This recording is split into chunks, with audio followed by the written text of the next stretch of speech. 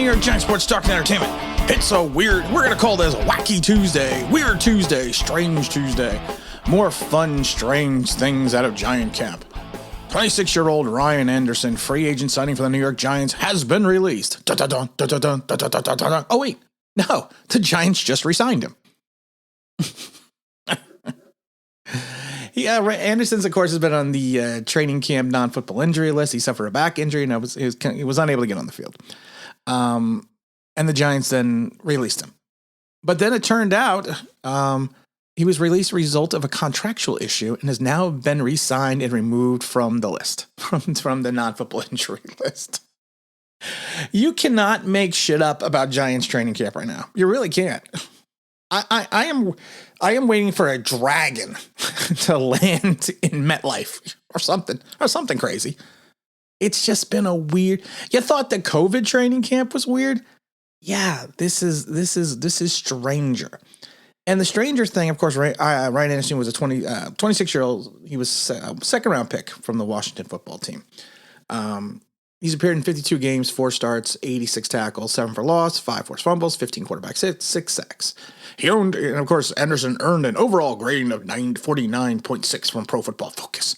His run grade was 59.6. His pass grade was 45.6. That's great because we need him as a pass rusher. It's just crazy. But you know what? Ryan Anderson's back. He's back on the field. He's technically really one of our only, I would say, people listed as an edge. I mean, if you look at a 3-4 defense, your two ends are going to be probably Dexter Lawrence, Leonard Williams with Danny Shelton in the middle. And I keep looking at this roster. And if we're going with a 3-4 hybrid type defense, we still have glaring weaknesses. You look at the linebackers.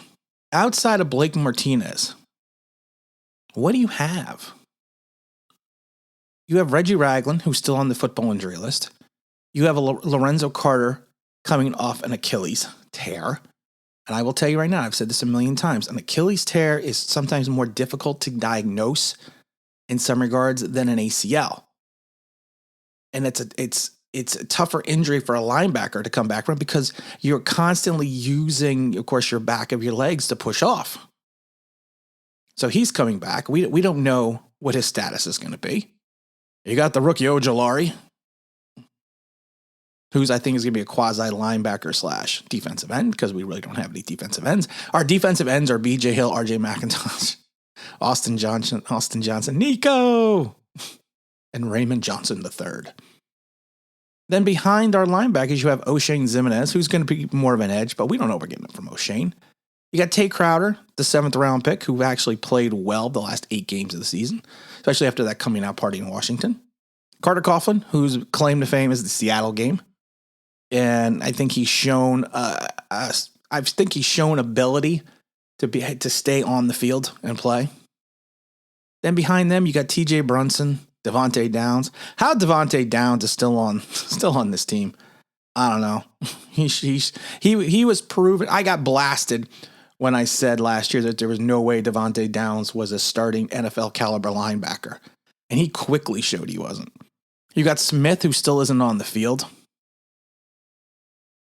I mean, it's scary to think that you lose Blake Martinez and Reggie Ragland doesn't come back. Your starters are going to be Crowder, Coughlin, Ojulari, and other. We still need to address. Oh, I forgot we also have the venerable Cam Brown. We still need to find a linebacker. We still need, and I've said this a billion times, and I've done billions of videos on KJ Wright. I was on the KJ Wright train before anyone even got to the station.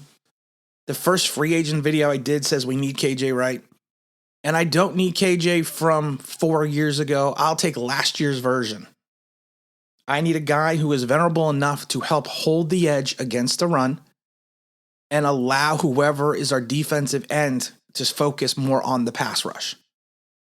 Because right now, if you look at this team, in my mind, the two glaring weaknesses are going to be the edge position and linebacker. Still.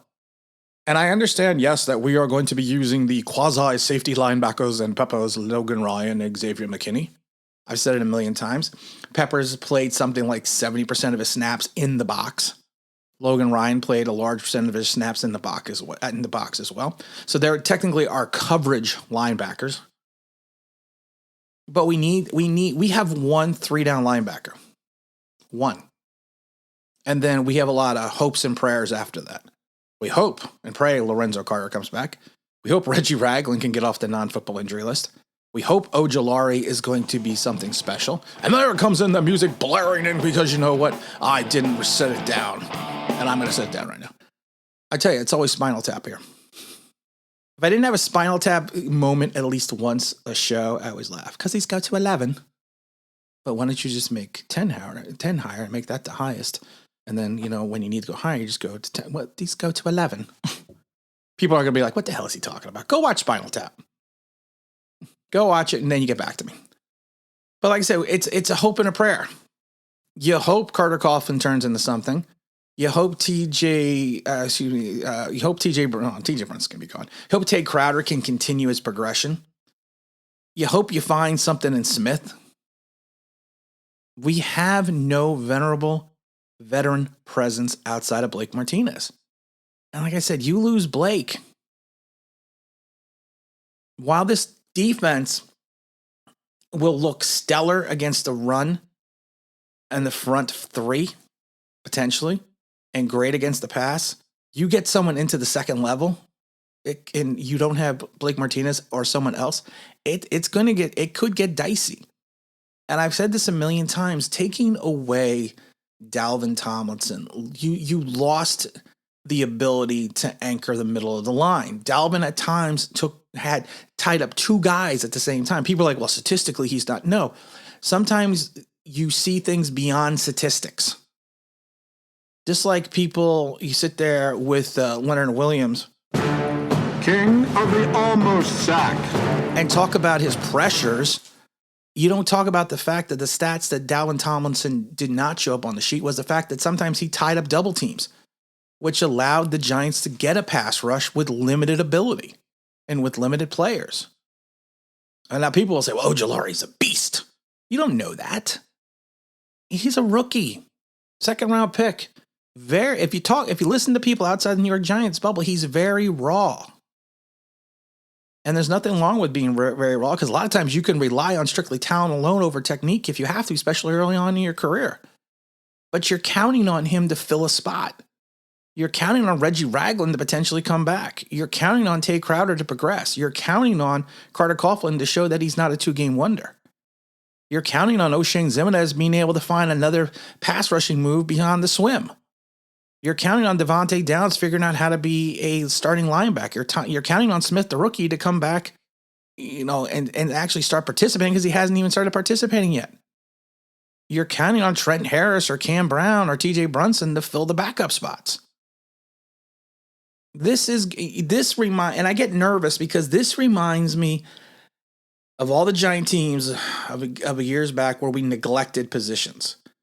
The years we neglected the wide receivers, the years that we've been neglecting the linebackers since Jerry Rice, but the years we neglected the linebacking core, the years that we neglected certain offensive linemen.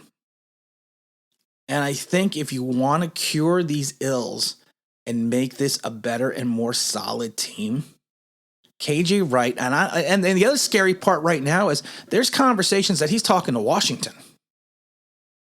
There's scuttlebutt that he could land up in D.C. Now, I don't know if KJ is just holding out because of the fact that he doesn't want to be in training camp.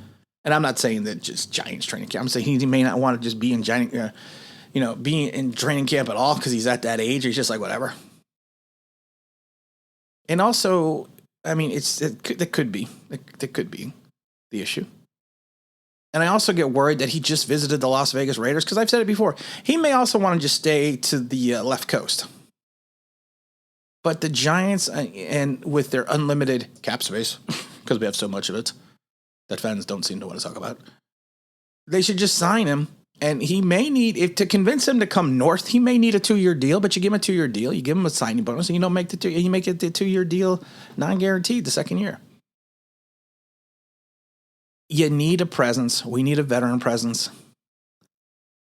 We're slowly creeping to that first preseason game. And I am going to tell you right now, I am concerned about what's going on with the linebackers. And again, this is Tim Online Big Blue, bringing you the best of New York Giants sports talk and entertainment. And as always, if you could if you subscribe, ring that play thing with the means, that'd be awesome.